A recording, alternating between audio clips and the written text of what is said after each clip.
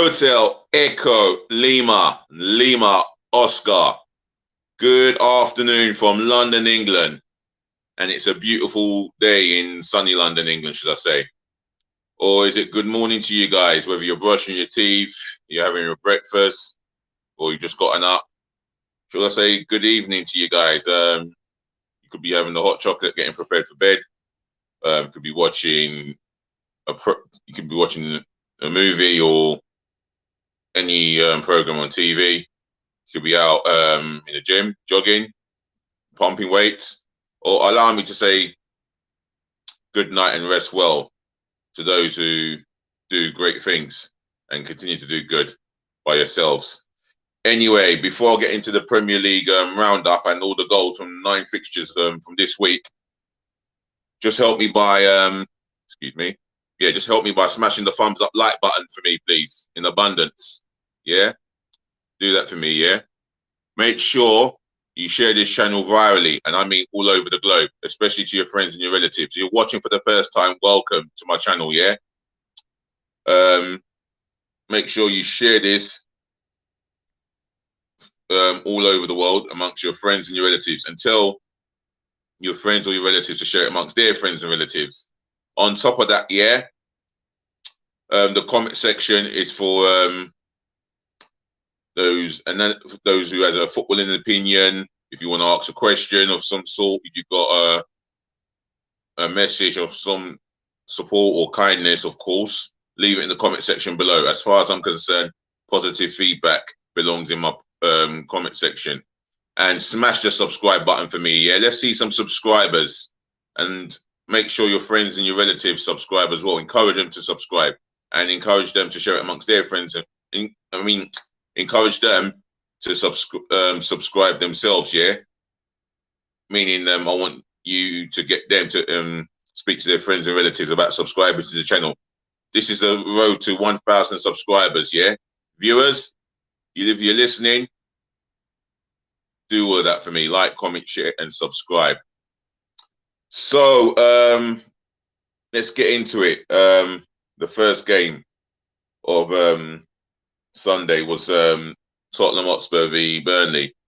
Tottenham know a win was going to take them, a win or a draw will take them to 4th, and they got the win. It was all Tottenham in that first half. Although Burnley had a gilt-edged chance, which Cornet, should I say, hit it first time while being put through, but it was a very smart save by Hugo Lloris. But for me, I wish he had gone for the chip.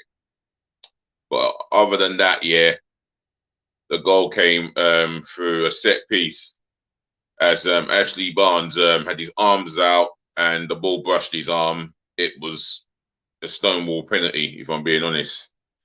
And who else but Harry Kane converted it from the spot. And in the second half, Tottenham continued their dominance, but they couldn't finish off Burnley because Nick Pope was in fine form, and he kept the score really respective. And Burnley had their opportunities as well. You know, Ashley Barnes unlucky not to score a cracking goal where he's hit the post from 20 yards out. You know, that would have made up for conceding that penalty in the first half. And it was at stoppage time. Oh, excuse me. Yeah, at stoppage time. And that was disappointing.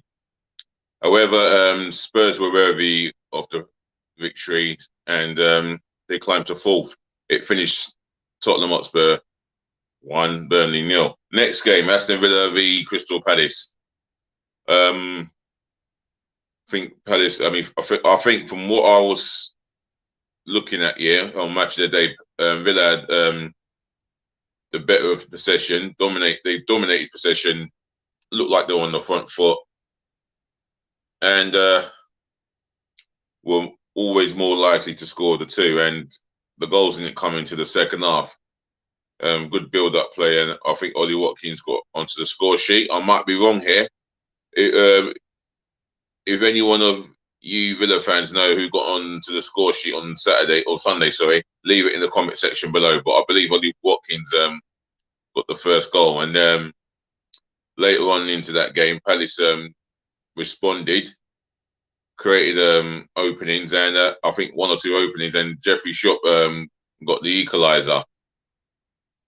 And all in all, I think maybe Villa fans will feel hard done by. They feel they could have won the game. Patrick Vieira was honest with his assessment of his team. At the end of the day, it was a spoil of the shares. It finished Aston Villa 1, Crystal Palace 1. I'm telling you these score lines and what happened within the games due to the fact that not everybody had the opportunity to see a single Premier League game due to other commitments, maybe family time, work time. You could be on a project, or you could have gone away from the country you're living in. So I'll just give everyone an opportunity. Just thought I'd get that one in there. Right, Leeds United v Brighton hove Albion. A game that Leeds must win. And to be fair, they started off brightly, knocking the ball around nicely, controlled the majority of that first half. And I think they got a goal that they deserve. I think, no. Maybe against the run of play. Yeah, I think, no, not against run of play. They were the dominant of the first half, Leeds United. And unlucky not to maybe go 1 or maybe 2-0 up, looking at the chances created. However, a very, very good a break by Brighton over Albion. Through ball put into Danny Welbeck. And before you know it, he's turned inside and out the defender and finished sublimely with a deft little chip. 1-0 Brighton. Towards the second half now, and I think Leeds are pushing for the equaliser. You can see it, and while Brighton are going to try and pick them from the counter. However, Leeds got their breakthrough that they deserve, and I think Rodrigo got the equaliser. Leeds United fans, was it Rodrigo that got you the goal? If so, if I'm wrong, leave it in the comment section below. However, it finished Leeds United 1, Brighton over Albion 1. Watford v Leicester City. I've put the wrong scoreline in. Yeah, dream start for Watford, on the front foot, on the ascendancy, and I think João Pedro got their noses in front. However, after the God knows whether it was after the 20th or 25th minute or half an hour, Leicester City just took over and destroyed the defence of Watford, the woeful defending that's caused Watford to go down. I think Jamie Vardy got the equaliser, and if he didn't get the equaliser, I think he must have made it 2-1, and then Harvey Barnes added to that list. It was a rout. It turned into what was going to be a rout, and it continued as Leicester they outplayed Watford all over the park, capitalised on Watford's shambolic defending, and Harvey Barnes, good neat finish on the left-hand side, goes with his right foot, curls the ball around Foster at the back stick, low curler by the way, and it was 4-1. It could have been a hell of a lot more, because I think Leicester created 2, maybe 3 more opportunities. However, the 5th goal was completed, and then that is the icing on the cake. Watford getting a thrashing, and I'm not surprised. At the end of the day, it finished Watford 1, Leicester City 5. Should have put down. Anyway, West Ham United v Man City. I think West Ham did well to compete in this fixture against Man City. Man City, the favourites for the league title. Not the best of performance in the first half. And West Ham got their noses in front. Through ball, I think, by Mikel Antonio, or whoever played the through ball in. And for me, what can I say? Jared Bowen, West Ham's go-to guy this season, rounds Ederson and finishes off very neatly past Cancelo. I think Cancelo was the one who played him on. No, Laporte was the one who played Jared Bowen on side. and 1-0 to West Ham. I'm gonna read a question here from Jordan Kendall, Arsenal fan himself, like myself. Big up to Jordan Kendall right here. What you saying? The question is, who should be the next Arsenal captain? You know what? My heart says Kieran Tierney. My head says Martin Odegaard. How's that for an answer? Massive shout out to you, Jordan Kendall. If you haven't subscribed, Jordan, please subscribe and encourage your friends and relatives to subscribe and smash that subscribe button for me, please. This is the road to 1,000 subscribers, as well as like, commenting as you've done, and sharing the channel. Bless for the love. Anyway, West Ham got the lead they deserve, and a 2-0 lead was on the horizon, and wow, good work by West Ham. Mikel Antonio with a through ball, and Gerard Bowen took his opportunity, took his shot through the legs of Fernandinho and past Ederson. 2-0, and West Ham are in control. You would have thought they would have shaped up at the back, and oh, Jordan Kendall says, I already have. I'll share for you, brother. Bless up for that, Jordan Kendall. Yes. What was I going to say? Yeah. West Ham were valued for their lead. And Man City, they look shell-shocked. If you look at, I think the next goal, Man City needed to get it, or else if West Ham got it, I think it would have been all but game, set, and match. But, you know, with Man City, you know you couldn't write them off. And as soon as they got the early goal, you knew in the second half, you knew Man City were going to be on to West Ham. And they got the first goal of the game. I've forgotten the goal scorer. It might have been good. It can't have been Gundogan or Sterling. But Man City fans, if you're watching, yeah, leave it in the comment section below. However, it was game on at the London Stadium, and before you know it, Man City got the equaliser that they deserved in that game. And I think it was a penalty. It wasn't a penalty. It was another equaliser. I think Laporte got the goal, or I might be wrong here. But leave it in the comment section below. Man City came back from 2-0 down to equalise to make it 2-2. And at the business end of the game, Man City get a penalty for a clumsy foul, I believe. And the man who Man City wanted to fall to was Riyad Mahrez. And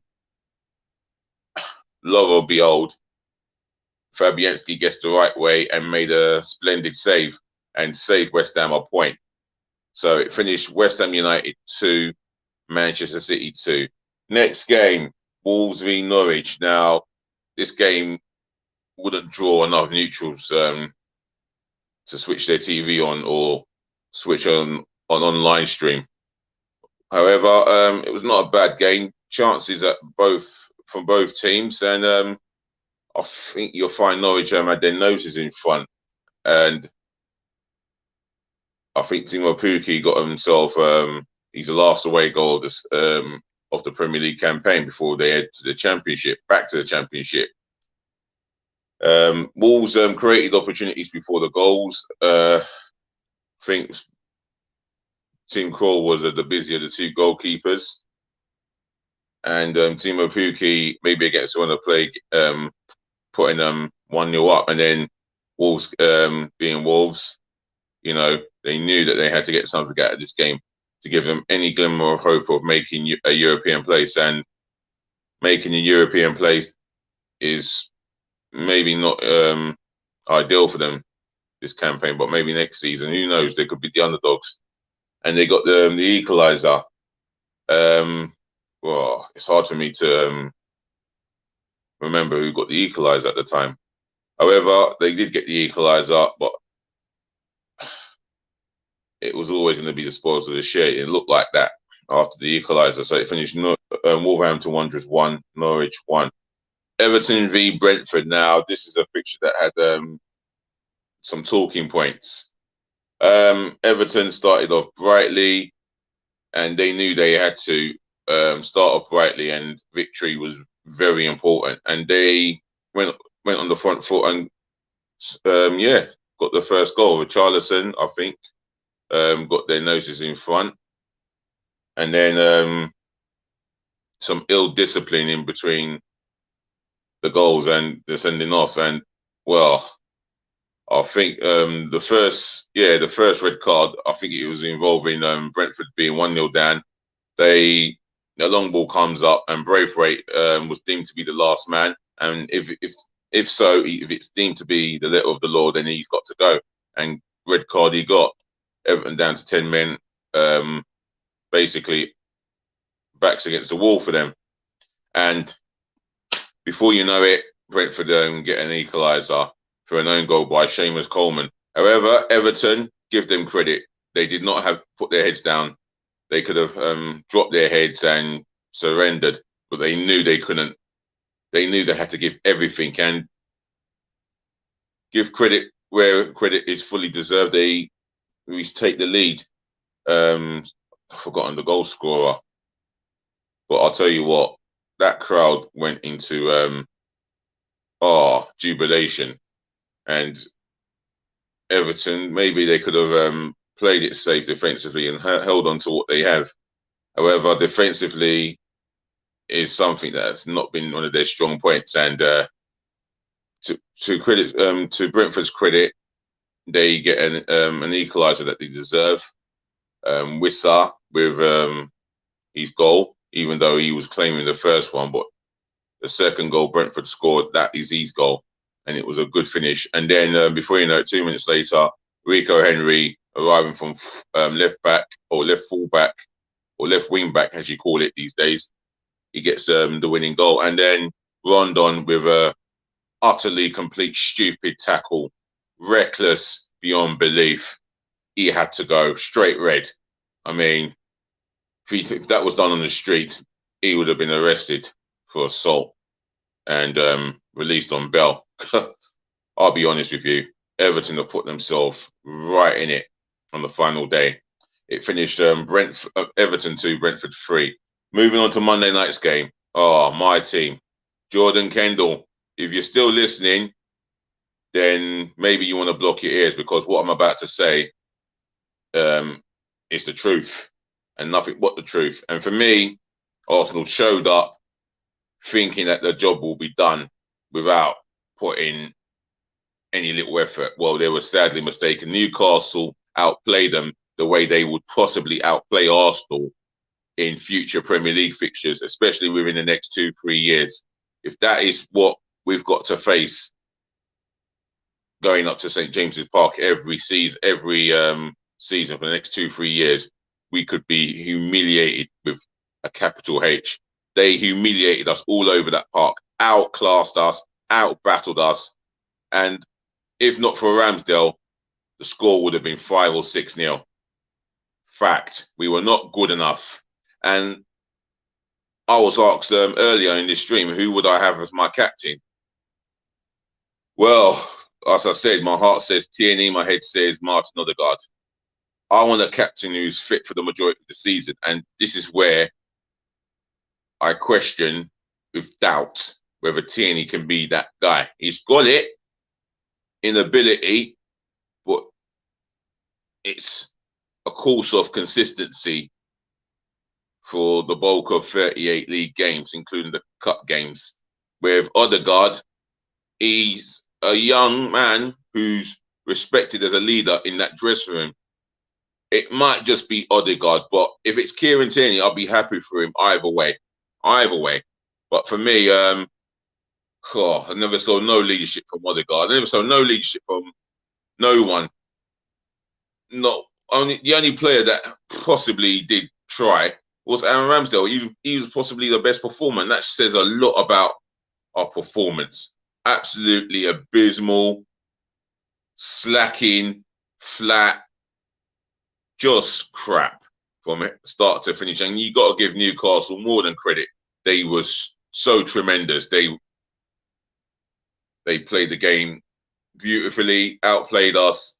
They outbattled us again, and they were quicker to the first and second ball.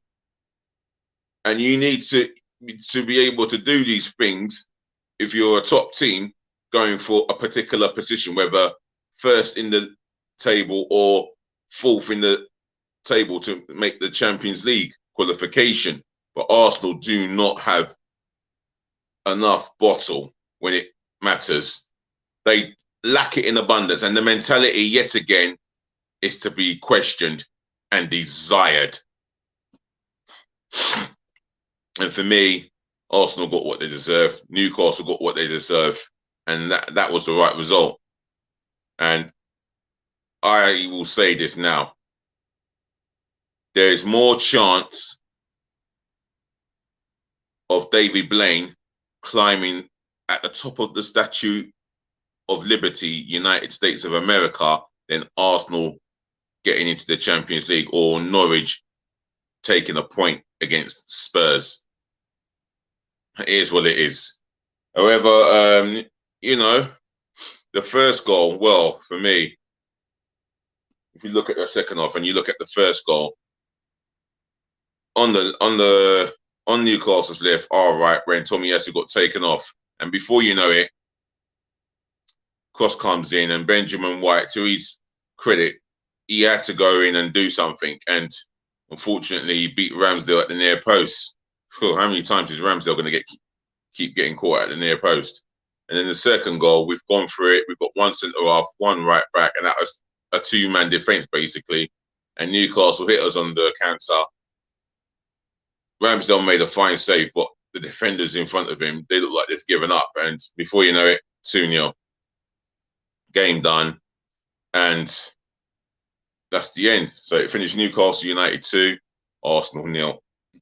Tuesday, last game, last of the 9 fixtures, Southampton v Liverpool. Now, Southampton looked like they were on the front foot. They look sharp and very lively. And, well, the ball goes out to Nathan Redmond on the wing.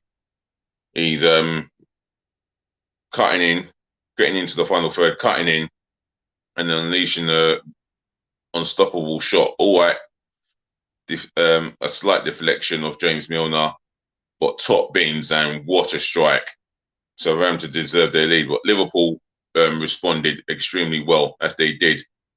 And it was a good team build-up. Ball fell to Minamino, and again, top bins. He picked his spot very well. Good strike. Top corner, keeper, no chance. And then in the second half, you could see Southampton defending a lot more deeper, where Liverpool are really going for it. And Tsimikas rips in the corner on the left-hand side. Outswinger, flicks on by the Southampton defender, who could have done better with the header. And before you know it, Joel Matip, he gets his head on it. Won't really meant to get it, but he did get his head on it, and it looped over the goalkeeper at the back stick, 2-1. And yeah, Liverpool were going for the killer goal, as you could see within the last few minutes to go. They didn't quite get the killer goal, but nevertheless, they got the job done. And for me, it's 3 points for Liverpool. So it finished Southampton 1, Liverpool 2. And I'll tell you what, the title will go down to the wire. Who would you put your money on? Liverpool or Man City? Drop it in the comment section below. All right, that's my Premier League roundup done. So, ladies and gentlemen, to the boys and the girls, I'll say thank you for listening. Thank you for tuning in. Thank you for watching. As I always say, saving the best to last. Thank you so ever so much for putting up with me. I'll be back again, yeah. Hopefully later on this evening. If I'm not back again, it will be tomorrow afternoon, more likely. Until then, take care of your friends, take care of your families, take care of yourselves. Jordan Kendall, big up yourself for the good questions. On top of that, yeah, peace, love, and bless again. Until next time, DLG repping. We'll talk again. I'm out of here, yeah? Remember to like, comment, share, and subscribe. Just remember to be nice. Please, just be nice.